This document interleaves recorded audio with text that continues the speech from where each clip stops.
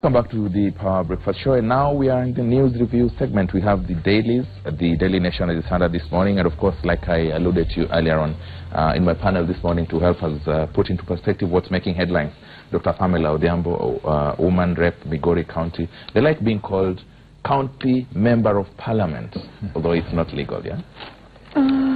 Sure, I think the women rep part of me is also very critical. The women rep part of you still remains. So rather maybe you say something like woman member of Parliament, Migori County. Woman member of Parliament, Migori County, Dr. Pamela Odhiambo, welcome to the show. Yeah. And of course, like I said earlier, Gabriel Muduma, who is a political analyst. Gabriel, Happy New Year. I'm seeing you for the first time. I know, Happy New Year to you as well. I've been watching you though.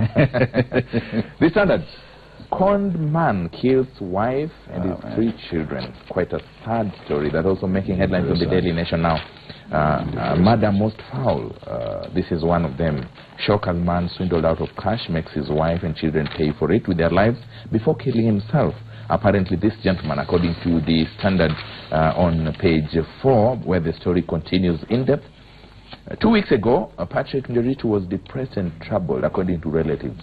2 of his sisters-in-law say Nderitu refused to resume work at Akware in Juja, Kiambu County, where he was a supervisor and spent most of his time in the house. Now, apparently, this is because he was swindled out of his hard-earned 500,000 that he was supposed to use in getting a tender in the county. Very sad indeed. Final stories about how he killed his family and set the house ablaze. Now, deep analysis, stress and burden of responsibilities are pushing some parents to take extreme actions, including murder. This is according to sociologists and psychologists who say this is likely to happen in January, like now. Other stories making headlines on the front page of the Standard.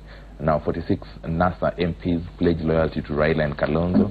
This and more on page 8 of the Standard. Opposition lawmakers signed document showing their support for swearing in of Raila and Kalonzo as President and Deputy President of the People's Assembly. On page 4, like I told you, a story about the quarry man who stabbed his wife and children, then torches their house. The relatives now say he was a very quiet and likable character. Other stories, page 7, MTA's fight over house roles. Now, this happened in Muranga County Assembly in what appears to be becoming part and parcel of our county assemblies. Nyiva Nyenze political rivalry returns in a new poll. Parliamentary seat was dominated by the Mwendwa family for decades until the late MP Francis Nyenze came into the scene. The story about the 50 NASA MPs signing an affidavit to push for a Raila oath is also on page 8, like I alluded to. On page 11, state now seeks 40 billion shillings to finalize key project. The debt portfolio, the country's debt stock is likely to hit 4.6 trillion, or 60% of the country's gross domestic profit. Now, the government also is set to issue $1.5 billion, or about 154.5 billion Kenya shillings Eurobond for 10 years by the first week of March. Now, the government plans to borrow 40 billion shillings this month to complete infrastructure projects for the current financial year. A good story. Remember at the beginning of last week, we were talking about, sometime in the middle of last week, we were talking about this young, hard-working girl who passed her KCPE with flying colors but could not afford to go to high school, decided not to give up, walked all the way from her home to Butere Girls, where she had gotten admission, arrived there with only 10 shillings in her pocket. Now, judge and other sponsors put a smile on her needy face. The girl was quoted as saying she wants to be like her role model, the Deputy Chief Justice, Philomena Mwilu. Now, when she arrived at Butele Girls last week, Grace Akinyi was unsure about her future at the institution. But now, the principal has revealed that the judge was the first to respond to her Form 1 fees plea by paying 53,554. At least a good story after so many bad, sad stories. The editorials: to minimize conflict, minister must anchor decrees in law. This is in reference to the decrees made by the Minister for Interior, Acting Cabinet Secretary Education, Dr. Fred Matiang'i, in regard to several directives on the roads and in the education sector. Now, the editor says to minimize conflict, he should try and anchor this decrease on the law. The Daily Nation, like I told you earlier, sad story, murder in the family. Violence in Kenyan homes is sadly nothing new, but the viciousness and frequency of recent attacks shows that it's getting out of control. Now, the Daily Nation looks at this in a special report on pages 4, 5, and 6. And another interesting story at the front page. Schools report poor Form 1 turnout. And today is the last day for Form 1s to turn out. Today is the last day by which all Form 1s should have reported to their new schools. But already many head teachers across the country are reporting low turnout in their institutions. This is contrary to government expectations to have all the 993,000 candidates who sat for KCPE last year join Form 1 this year. That's in more story. More about that can be found on page 9. You saw it in our news. It's now being blamed on lack of preparedness by the parents. The parents themselves are saying times have been pretty hard. The finances have not been easy to come by.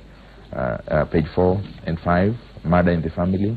Alarm as a wave of domestic violence hits the Kenyan homes. The viciousness and the frequency is now what is becoming the issue.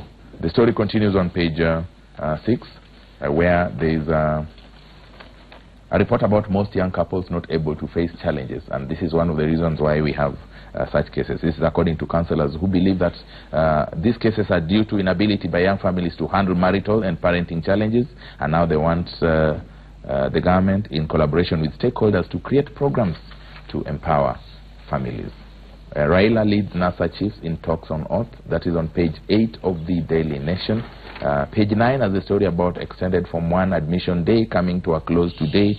This even as the number of Form 1s, you heard about the school in Kilifi, where out of the 90 who were called to this school, only 2 had reported as at yesterday. A very interesting story that was on social media all over yesterday. Page 10, passport printing grinds to a halt after power blackout. Now, a power outage in the immigration department at Nyayo House, Nairobi last week interrupted the printing of passports. The outage was reported on Thursday last week, and although printing resumed on Monday evening, there was a huge backlog of applications, which led to a lot of speculation, concerns, comments, and reactions on the social media. Other stories making headline. Sozuri now beats a hasty retreat in Fort Jesus Rao. Land agency boss now backs construction of seawall to shield monuments after initially he had opposed the exercise. This turnaround is as a result of the approval by NEMA to the National Museums of Kenya. The approval by the National Museums of Kenya and NEMA that building the wall would, after all, not affect the natural artifact. Editorial Daily Nation, let patriotism steer Jubilee NASA talks. Now, the push for national dialogue to heal the country after the fractious elections last year is a sobering realization that continued political wrangles portend doom for the nation. That's and more on the pages 14 and 15, comments by different opinions from different quarters. Back page, the Daily Nation, MPs now and police chiefs jailed over road accidents. The House Transport team is proposing tough penalties for security men and PSV owners to curb carnage in our roads. Ladies and gentlemen, that is just about what we have in the papers today, and there is nowhere else to start from other than the very sad story about the incident in Malaba, Kiambu, on Monday night, where a man, apparently after losing out on his savings because of being swindled out of a tender he was intending to get, kills his children, kills his wife, and kills himself. Professor, Dr. I start with you. Sad story therein. And it is a pity that this man was swindled in this deal.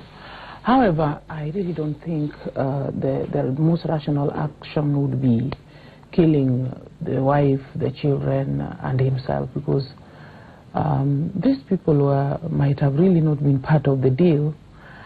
And that brings me to thinking that families and spouses need to discuss in details whatever investments and challenges they want to face with their finances. Most likely, this man could have resulted into this due to some sort of regret which he could not really face himself. And possibly coupled with, you know, the wife saying, why did you really involve yourself into this? So the depression sets in, and then this kind of bad act. And it is unfortunate. We are seeing increased levels of domestic violence resulting in the death of one spouse, and especially the women are really suffering this. How I wish that men and women would try to be themselves, live within their means, be able to control and shelve ambitions so that they lead a kind of a more realistic life and open dialogue where, much as you are lovers, when something is wrong, you can still talk about it and rebuke the other partner. And this way, healing and forgiveness can be actually encouraged in our homes. Gabriel, is everything okay with the society?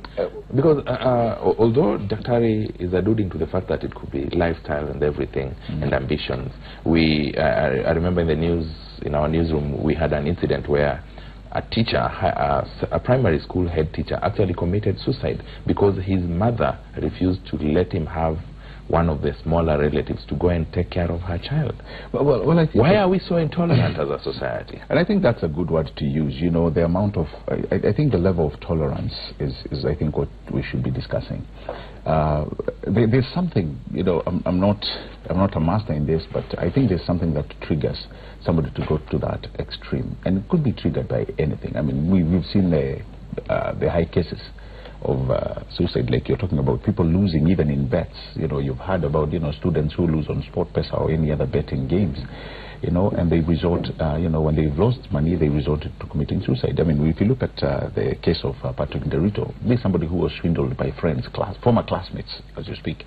And I think it just triggered something. And they swindled him because they were eking out a livelihood. Exactly. So this is somebody who went out to borrow money from family and friends. And I think what it came down to is that, you know, he didn't have that level of tolerance to understand that, you know what, I've just hit the road on this one. I can actually probably come back again. I can look for money. I can pay my debts.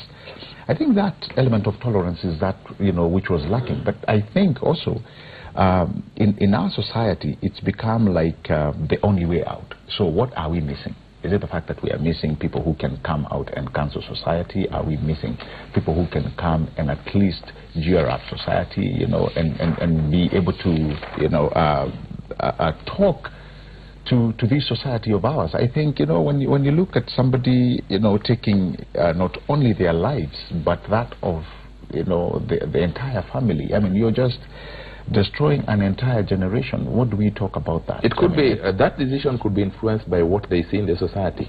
When somebody dies, you see how his children and the family suffer. Yes. So why should I also become the top of town? Yeah. Why do I need to? Let me just kill them so that we all go. We could also ask, you know, what is our support system? Which makes me ask Daktari, there's a comment in the Daily Nation by councillors who are now asking the government, I mean, everything we're asking the government and stakeholders to collaborate and create programs to avoid such things? Some time back, I think I was in this studio. I said something here that I would want to repeat, that the Kenyan society, we have lost out on our value system.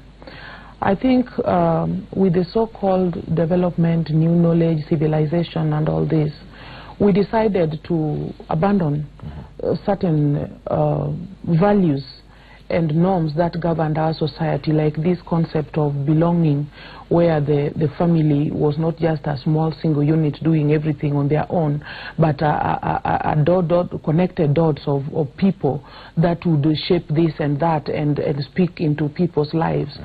At some stage, I think we just lost it, and we thought when we are, say, educated and working away from home, then we no longer need to merge with the people at home. They are backdated, they are, you know, backwards and all these kind of attitudes, to the extent that we are reaching a level where loneliness is setting in.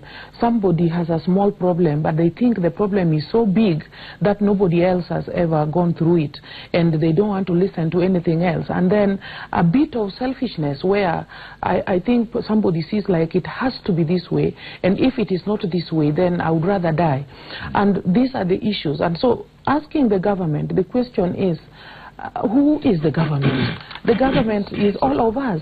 And I think it is high time the society accepted and realized that we have failed in one way or another. And all of us need to come to the board and accept that reality.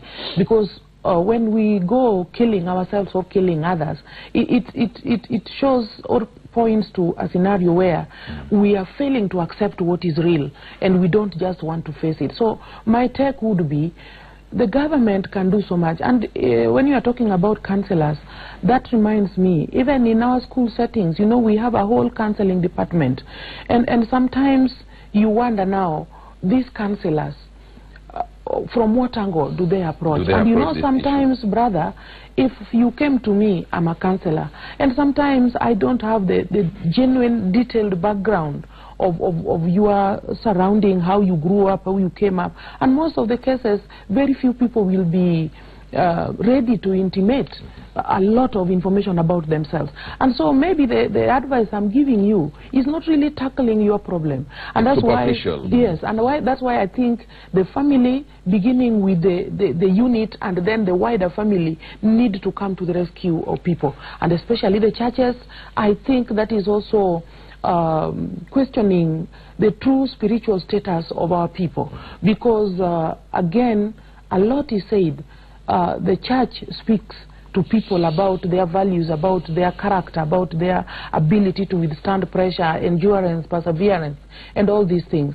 I think this calls for a scenario of stepping up from all fronts, not just the government per se. Finally, Gabriel, on this issue, before we move on, Dr. Ari has mentioned two words that are quite key: the society and values. Yes. And I quote, most young families today belong to a generation that wants everything done fast. Right. When they can't achieve this, that's the beginning of trouble. Exactly. The way the society judges you, is that the genesis of all these problems? Right. You're working and you don't have this. You're doing this and you don't have this. You're doing this because you did this. and you're right. Actually, even before I read one of a very good written piece by Rollin Otieno, who actually talks to sociologist Ken Ongaro. I think in this media house, I think it was last week, I saw one of your presenters, Lillian Muli, carried a very good program about social media. Yes. And what came out is that in social media and in our generation today, that is another life that actually is being portrayed out there. It is very easy for people to buy in that life, where you know, it's pictures that are selling. It's a fake lifestyle that you're putting out there. And people who are accustomed to making money quickly, who want to live that life, when they are unable to get into that life, because, by the way, it is a phantom life, they resort to thinking that they have failed. And I think this is where society comes in. Society is portraying a different life out there. But the reality of things is that, from what our grandfathers and what our fathers taught us, is that you needed to work hard for that which, you know, for what you have. So as you try working hard, as you fail and get up again, try a business, it doesn't work, and you move again and try another business, you know, you're building tolerance. Okay, you are able to fail and come back again. And if you look at the people who made it, the likes of Bill Gates and the likes, you know, it didn't happen overnight. No, it didn't. And you see, this is what the challenge. Sorry, Gabriel. The challenge is the society in Kenya today sees people whose lives change overnight. Exactly. And so they believe and they can... the measure for success. Exactly. And they believe they can live like that. Somebody probably gets a deal. He's a corrupt, corrupt officer. You know, yesterday they were living like paupers. Today they are living like millionaires. And many people buy into that. All right? So, yes, we could agree it's a lifestyle, but also at the end of the day, it is as phantom as they come. So we are buying into a non-existence kind of life. And when we are not able to live in it, then stress sets in. So if you look at what, you know, sociologists like Ken Ongaro said, there also is poor planning in December that brings stress in January. And they put it, I mean, these are sociologists talking, and they are experts. They are saying they've noticed a lot of stress, and sometimes these murders actually happen around January. Around January. Actually, yeah, they exactly. say we have had about 53 cases. And this I'm quoting from sociologists and psychologists who say, you know, in January, people who have failed to plan properly in December, because let's agree with you, I mean, January comes with a lot of stresses, you know. Probably you borrowed to go on a holiday, the bank is calling and you. I had to borrow because the society expects me of course, to go on holiday. Somebody told you, you know what, we are going here and here and here and here. And remember, your kids are listening. You don't have the purchasing power or the financial power to go to this holiday, but the kids move you to doing that. So actually, that's what I'm saying. We're talking about a phantom kind of an environment, and you say you must do that. But come back to January, these kids must go to school, they must feed, you must pay your mortgage or your house rent. So everything comes into play. And if you cannot handle that, if you don't have the tolerance, tell you what, you'll get to what people are talking about, that breaking point. And that's when things start. We continue with society and values. The next story actually transcends very smoothly into this, because it's about January, lack of finances and everything. Today is the last day for Form 1s to report. This is after the deadline was extended from Friday. Page 1 of the Daily Nation. Despite today being the last day and the deadlines being extended, there's still very low turnout. Parents are saying they have no money to take their children. Some parents are struggling to get alternative schools. You know why? Maybe the school Gabriel's daughter was called to is not the school where Daktari's daughter is going to, and so he wants the school where Daktari's daughter is going to. Exactly. And again, January also sets in after going on holiday and everything. Now you realize, Daktari, the government, as we speak, is saying day education is free. Yeah. How come we still register low turnouts? Well, a very sad scenario as well. And this brings me to something that may not make me very welcome or popular, but I would want to... Where? With who? With whoever I'm going to address. When governments are trying to come into being, especially through political platform, we sometimes make very hefty promises. The truth is, the government of the day promised Kenyans free education from class 1 to Form 4. And so come this January, in fact, to say from August, Kenyans were expecting their children of all ages, especially secondary school, to go to school without any money. I must say that I witnessed a sad story the other day when I visited my county. I met children from a day school. I first met a batch of 10 and then another batch of 10 along this Maram Road that I was taking. And I asked them, why are you out of school? It was somewhere around 9:30. And they were like, we have been chased away from school. And I said, why? For what reason? That we are told to go and bring the money for lunch. And it really disturbed me.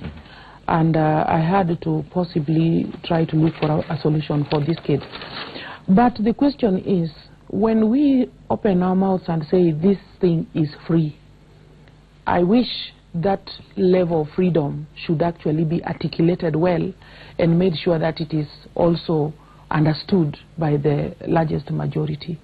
Now, this thing has thrown most parents, like we allude, the fact that December is such a hullabaloo. You've seen people even stranded in the bus station because they have to go home.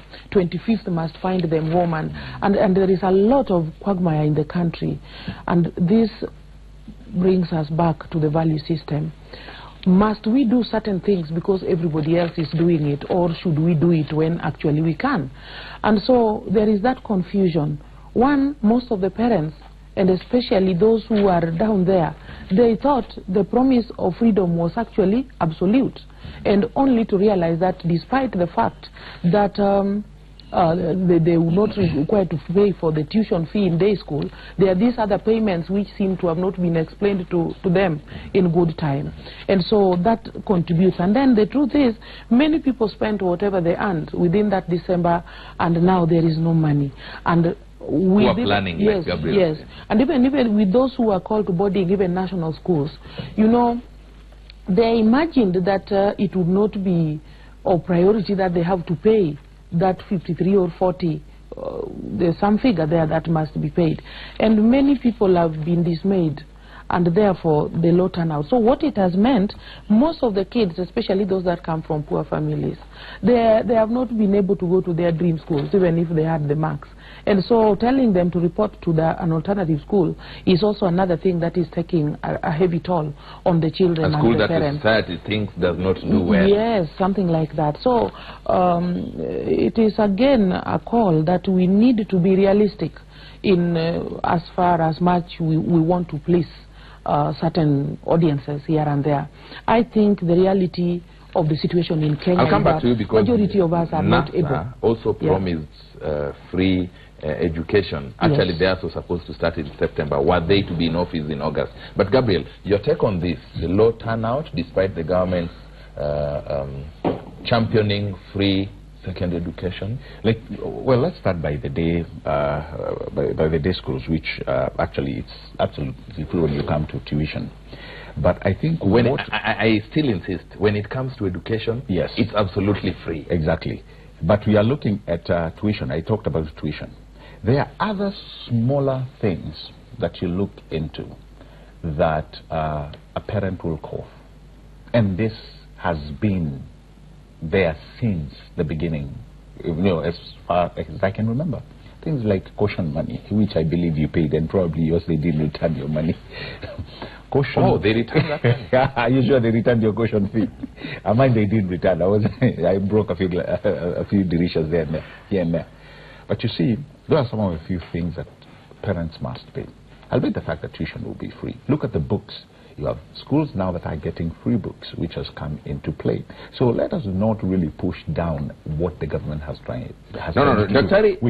Dr. said something that I want us to focus on. We have what they said is what they are doing. Exactly. But what the people perceived is not what they're receiving. And this is where I'm coming to. What is said and what is meant. I agree. And this is where I'm coming to. For instance, the education CS before he became CS Interior, Matiang'i had actually, I think it's just the other day when he said all buses, school buses, should be painted yellow. And I told someone, actually before that debate is going to cost 1 billion shillings. Even before we opened that debate, I told someone, tell you what, this fee to paint the buses will be paid by the parent. And schools have already started sending kids back to the parents. It will cost per child 600 shillings so that they can paint the bus. So it is like a consumer nation whereby the company or that particular supermarket, if you will not go at a loss. They'll just channel that money to the consumer. So whatever happens within the realm of that school will find its place back to the child and the parent, therefore. So what we should come out clear to explain, Odhiambo, is, one, there is the genuine need to have education given out free. But there are other opportunistic things that will require funding. For instance, boarding. And that's why you hear there is a cap on boarding schools. This is the amount of money a parent should pay. So what I think we should be struggling to actually debate this morning is, why is there a low turnout when it comes to reporting? And that actually we've talked about, because January is really a very intricate month when it comes to finances. So I think probably what we should be praying is that we can extend this period, the deadline, as you will, because really, you may have, and Dr. will agree with me, if we open it for too long, people will start taking advantage of our situation. And I've seen it happen. Somebody will go and ask a school like Alliance, has so-and-so reported? No. And then, because there is a deadline, you go on to get fees for the whole year. Exactly. You go on to get another child or your child who did not make it to that school just because this or did not report it. And by the way, if you do not handle this properly, you can actually create a very corrupt environment. So it is good for the government. Earlier on this morning, I was here with Kakai Kissinger. We were talking about the law, and he said the problem with most Kenyans is we don't know what the law says. Exactly. It's very funny, Daktari, that the issue of painting school buses yellow is not a decree by the CS. It's in the law. Actually, school buses should be moving between 6 and 10 p.m. Yes. And they should be painted yellow. Yeah. It's not something new. The law about parents supporting the upkeep of their children in school, buying, making arrangements for lunch, uniform, responsibility is in the law, in the third schedule of the Basic Education Act. Yes. Now my issue is, why won't the government come out and make this clear to Wananchi? Because that is what Daktari is saying. Yeah. Are they being populist? I think, Odhiambo, the issue here is there are good laws in Kenya. But where maybe the failure is that not everybody is a lawyer to start with. And then I think, having been in the education sector for quite some time until last year, May. Until we got into the murky water. Yes, into this political arena. Kenyans have not defined and really promoted a reading culture. Even the ones that are able, they rarely read certain things unless it is something of very interest. And Kenyans, we like sensational news. We don't like reading things that are just for the sake of reading. That's why even this old book which I love so much, the Bible. The pastors struggle to get their congregations to read the Bible. Now what I'm saying is that it is one thing to have the law, but it is also another to have it known by the people and interpreted the right way. And this is where I'm thinking the issues of civic education, things that people ought to know so that everybody is at par. We need to let people know, like even this idea of free education. It is true that education, even those books, whatever we are using in classrooms, somehow they cost some money. And the question is, where is that money coming from? But you see, when you wake up and tell people it will be free, and you don't define the scope of that freedom properly so that everybody understands it the way you understand it. I have been a communications teacher, and there is this say that communication is always with the recipient, not the person who is really sending it out. What does that mean? Does your audience share the same meaning as yourself? So what we are seeing here, because again, just alleging, talking about January, I think we have had many Januaries, but we have not had that kind of... And we know children go to school in January. And coupled with the fact that even the results that we got from class 8, you know, there were a lot of these issues of, oh, these marks are not mine, and there is also that dejection of the children. Like even at Form 4, I have quite a number of kids who feel like they want to repeat to get the mark that they really think they are worth. So there are a number of issues, according to me, surrounding this low turnout. There are these kids who are feeling like this school where I've been called to, I just don't want to even hear about it. I've had to cancel some of them from my own county and tell them the fact that you got this grade, to me, indicates that you are a better brain, and I would encourage you to face it and go to school and prove yourself. So I think as we talk here, from educational perspective, there are quite a number of issues that could have contributed to this. But the issue of the money is actually at its center, because majority of these kids, maybe their parents and everybody else thought, the government has said education is free, and therefore they spent everything they had knowing that the children would walk to school and it is free. So this needs to be demystified. We don't need to condemn anybody now. We may need only to come out strong and explain and let these parents understand, and the children, that yes, like we are saying, that yellow thing is in the law. It's in the law, yeah. This one is also in the law. But you see, again, the way of rolling it out is also important, how we make the thing come to the surface and help people embrace it. I think that is where communication is important. I remember there was a joke before you comment, Gabriel. There was a joke sometime in December. People saying, I have spent all my rent because we are moving to Canada. I heard that joke. But you see, Odhiambo, there's also something else which we are not bringing into parents, and that's the responsibility. You see, we've moved. We are better. Our education is better than it was. All right. I think we've set pace. There are things that we've done right that we were not doing right, like, you know, the examination, things like those.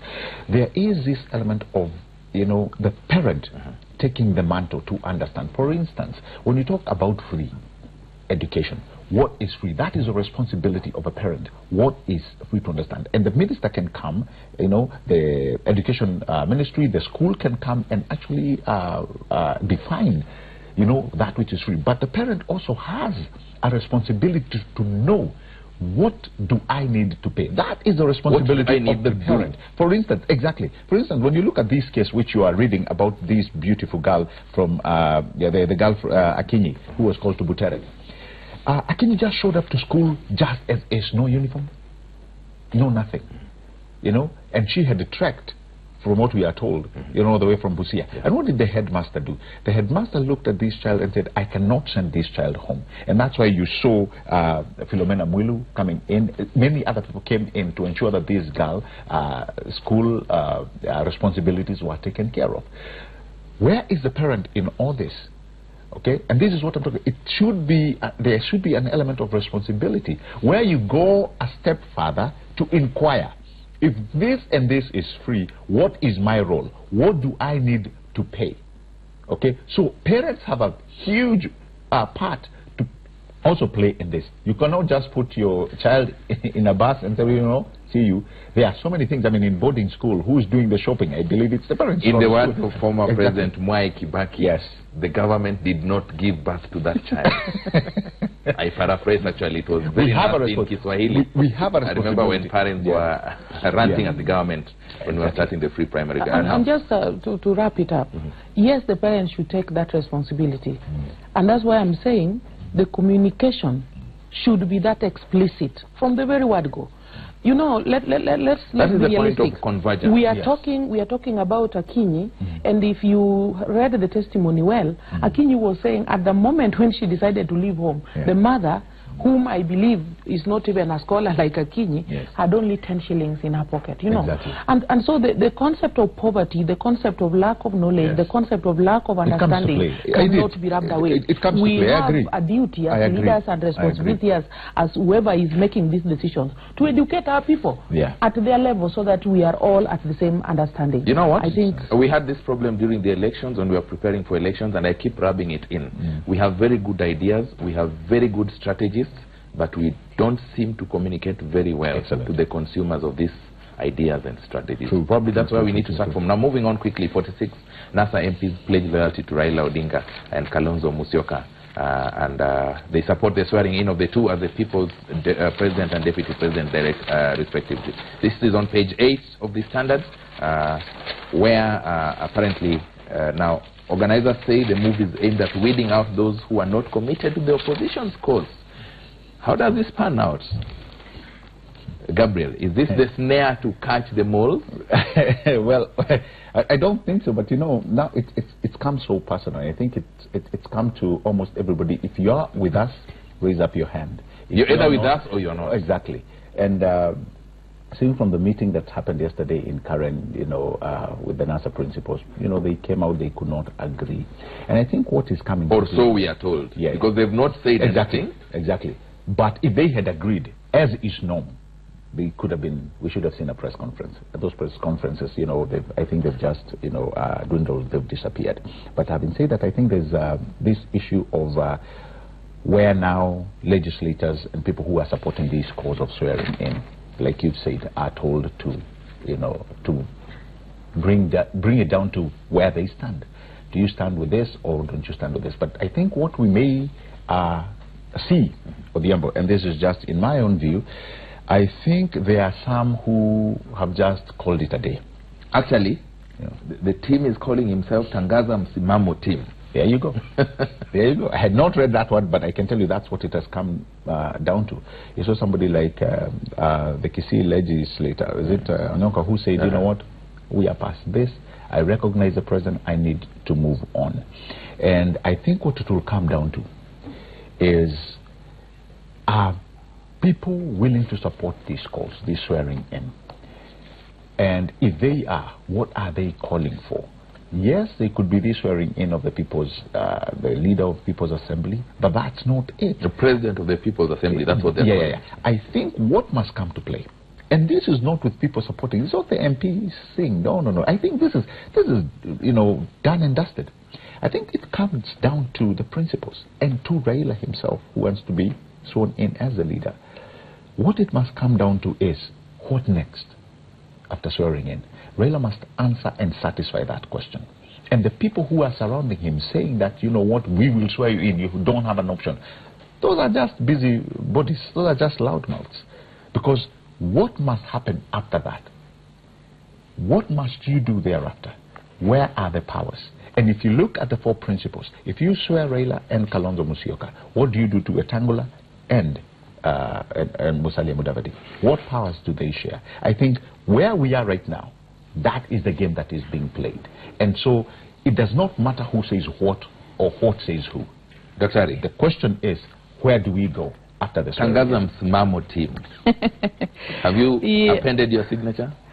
Sorry, I was not in town yesterday, but I think this question, I may not feel very competent to discuss it, because even if you read all these things, these people had a meeting, and you have not really had a word from the principals themselves. And in fact, when you look at this writing, they say it is speculation. So I really don't want to talk on speculation. What I know is that much as we are asking, and there is a good question, where next? But then it's also important to wonder, what happened before? How did we get here? And this is something that I want to say is not new in the Kenyan corridors, and we all know its genesis. So I would want to wish that we let these principles talk. Do you subscribe to the decision to have Raila and Kalonzo sworn in as the People's Assembly President? Yeah, because, you know, to some extent the truth is, and it has been merging and remerging, we wish it away. But the elections that we had indicated their win. So then, if you subscribe to that, it is important. Let me say this. I said all the aftermaths of all this and all what is in plan, as it is now, you realize these people did a closed-door meeting. So not all of us have got the real inside story of what is going to happen. And that's why I'm saying, kindly allow this speculation to be just speculation. Let these principles, they will be talking to all of us soon. You have read my mind. Yes. So, like Gabriel asked, what next? And you say, wait for what they announce. Yes. Now, moving on quickly, because we have just about 3 minutes. As you give your winding up comments, let's look at page 11 of the Standard. Our debt bill is going up. The country's debt stock to hit 4.6 trillion, or 60% of our GDP at the end of March, when we seek syndicate 154.5 billion shillings Eurobond for another 10 years. Well, I thought the syndicated loan was about 77.2 billion. And, you know, this one we have to get it in. But I'm always concerned about this, because I mean we have a very good and again, you see, remember this is to complete infrastructure. You know, I started out by saying this year that I just wish we can have that hope that people have always talked about this country. I'm really not concerned more about what we are getting or that which we are bringing in. What my concern will be is this money being used for development. That's what I've always argued. If we are borrowing money to use in paying salaries, please, we are digging a hole. We're actually borrowing money to pay other debts. Yes. That can be understood. Many nations have always done that. America is in debt. America has a lot of debt. We can borrow to pay our debt that is due. Exactly. But it must find its place in the development that we're talking about, infrastructure, something that we can bring in resource and then take out the value. That is what we must be concerned about. When you look at our rating, it's still very okay. The IMF and the World Bank have not raised a serious major concern. They are saying, you guys, I think from what we are paying to... No. They did at the end of last year. The IMF did at the end of last year. I say they said we are gliding. They have not raised a serious concern that would affect our grade. And should they have, I can guarantee you, we should not be looking at this. So until it's that, let's continue working. No. My concern is where we are taking this money. Remember, debt is not bad. No, it's not. As long as we are able to manage our debt, we are in safe hands. My worry has always been Odhiambo. The president doesn't seem to agree with you. I mean, I know she'll have her views, but I've always kept this, and I'll never move away from this. The day we start borrowing and spending on recurrent expenditure, we'll have lost the ball. But now, when we are talking about the developments that we are seeing, I mean, we are just about to start the Nairobi-Mombasa superhighway. When you are talking about, you know, developments that we are seeing on Ngong Road, things that in return we know for sure they'll bring in money back to the public coffers, then I believe we are in safe hands. Daktari. Wow, it is interesting. That ratio is worrying. I think when we started off even this talk, we started it from a family perspective. While that is good, I don't ascribe to the theory of living beyond my means to the extreme of this. Because when we are borrowing to clear debt, and then my colleague here says something very nice, are we able to prove that whatever we are borrowing to pay really went into that development? Correct. And the return? And in many cases, like these deaths that we are talking about, we have had serious cases in this country of scandals and frauds, and that go like this. When I came in, I found you talking to this lawyer who was saying that some of these learned people and people who are in positions have got the capacity to know and they can defend themselves using the law, and the best lawyers hired and things like that. And it was making me say, okay, so there is no hope of ever pinning down some public officer who has ever done miracles with the monies that we cannot put our fingers on, you know. So I'm thinking, to be honest, for Kenya, this debt rate is too high. We are moving a bit too fast. Yeah, because even this idea of not being realistic. Look at nations like China and the rest, Japan. There was a time that these nations were actually in a fix. But history has it that they decided to close themselves down and work from within and develop themselves. So today they have emerged economic powers and even political powers. Now in Kenya, we always want to jump certain stages here. Like when we are talking about this fast life where we are now even driving our youth crazy. .com, oh, this is, if you are successful, this is how you are supposed to live.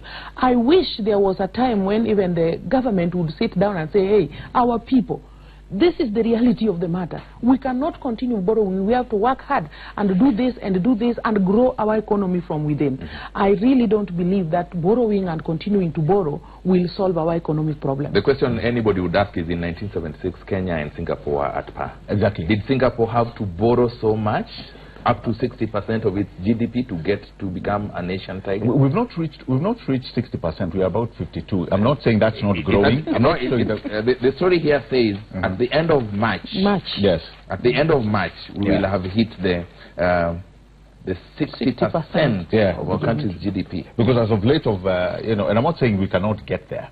When you look at 60%, then you're looking at, from what the financial analysts have told us, looking at about 100, for every 100 shillings that the government gets, 25 shillings goes to paying debt. And that's a very high for every amount. 100 shillings, 60 shillings goes to paying debt. That is what 60% is. The outlook, IMF projected that if nothing is done, that's what they're talking about. 100 shillings that the government collects, 25 will go towards paying debt. It could be 60, but 25 in itself. That's the amount of money we are able to pay. The question we should be asking is, are we raising enough to be able to support our debt? And you know, if you're not raising enough, you know what happens. Then the taxes go. My question is, so we were somewhere in 1976. Yes, correct. I get you. I get you. Somebody else has moved. I get your point. And I think you borrow from best practices. Exactly. I think the only word we can use here is corruption. Corruption actually has really, really stifled development. Look at it. Look at between, and this is critical. This is just the critical thinking. Between 2002 to now, look at the major developments that have gone on in this country. If you left Kenya in 2000 and you come back, you see a different Kenya altogether. So the question we should be asking is this: what if we had started moving with the same speed and zeal in 1970 something? I normally shy away from corruption. I normally shy away from talking about corruption. No, corruption has somebody played once a big said part on this set that anybody who talks about corruption does so because they've not gotten a chance. It doesn't matter. You see, that's what I'm saying. We cannot run away from it. Corruption has played a big part of where we are when you compare us to the Asian Tigers. That's your final comment. we are already now that we are, my colleague is alluding that corruption is playing such a major role in our economic poor performance, I don't think we should justify it by continuing to borrow. I think we stop there and get corrupt and eat everything and crash, then we wake up and build ourselves. I wouldn't want to say that we should continue borrowing so that we are more corrupt. I think that is unacceptable. Meanwhile, my prayer is, like even when we are talking about a different Kenya, if you transverse this entire country, you can classify Kenya into almost 4 different categories. So we have 4 countries in one. What you see in Nairobi and the environs is different from what maybe you could see around Naivasha as you move on. And by the time you reach Migingo, you are in a different world altogether. Because there are no... But Migingo is not Kenya. Oh my God, look at this. Only the people in it are Kenya. No, Migingo is Kenya. No, if it was Kenya, the government would have claimed it. That is another topic for another day. Migingo can never be any other country. Show me which part of the country has foreign police officers money. And that's why we are always wondering. Those of us who come from that direction, we have always wondered, why are these Ugandan policemen in Migingo? This is really a topic for another day. So that is a topic for another day. Please don't bring it now. What we are saying is, I would wish, even as a nation, we should cut our coats to our size. To me, that is very important. Like when we are talking that education bit that I am so passionate about, you can't tell us that you are .com, you are learning with laptops and what have you, and the schools in the rural. I have a picture here, if I showed you, of a primary school also in Kenya, in Karungu. And these kids have never even seen what a laptop is like, and they are in a mud, some structure. But all primary schools have electricity in Kenya. That is according to the Kenya that we are talking about around here, but not the real Kenya that I know of. So there is a lot of issues. I think the theme of today, Kenya, go back to our value system. Let us be real. Let us grow from what is realistic and build it from there. But they are very good. Gabriel, we are just overrunning. You know, when we talk about national debt, let's just know it's all about managing it. You know, it's not bad when you have debt. You know, if you look at the economies of the United States, the national debt comes to play in all major elections. It always comes to play. Who manages this debt properly? And I think, honestly, if we are able to continue taking out value, because right now what we are talking about is we are not able to import our goods, and be able to raise this cap up. But it's not that the debt that we have can really get out of hand or be exaggerated. If we are able to manage this debt, then, like I told you, we are in safe hands. When you talk about the law and people committing crimes, it's because we do not appreciate social values. When you talk about parents spending so much money that they don't have money to take their children to school at the beginning of the year, it simply means we have misplaced societal values. When you talk about somebody killing his children, his wife, killing himself and burning down the house, something is wrong with the societal values. When we talk about corruption, we are not able to manage funds personally and as a country. We are talking about misplaced values. Thank you so much, Gabriel Muduma and Dr. Pamela Odhiambo, for your insights as we were looking at what's making headlines in the daily today. My name is Charles Odhiambo. We'll do this again tomorrow. Up next is Joy Muzengi. We look at fitness. Did you know that if you are pressed to sneeze and you try to block that sneeze, you are endangering your life? That and more on the Daily Nation, page 3. Wow. Quite interesting. Power Breakfast continues. That's a nice one.